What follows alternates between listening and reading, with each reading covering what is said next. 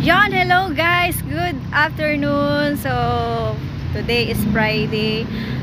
Ayan, so guys, flex ko lang yung lugar. First time ko nakapunta rito guys.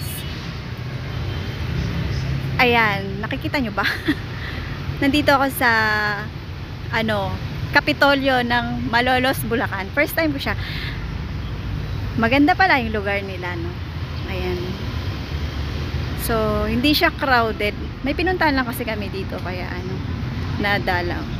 Ayan, kasama ko yung ate ko. Kaway ka naman dyan, te. Ayan.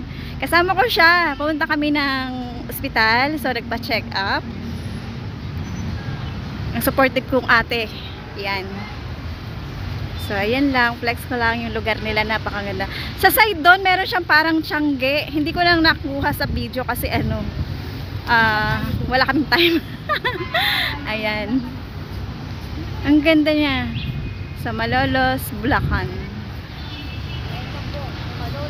Yes! Kami ka naman dyan, te!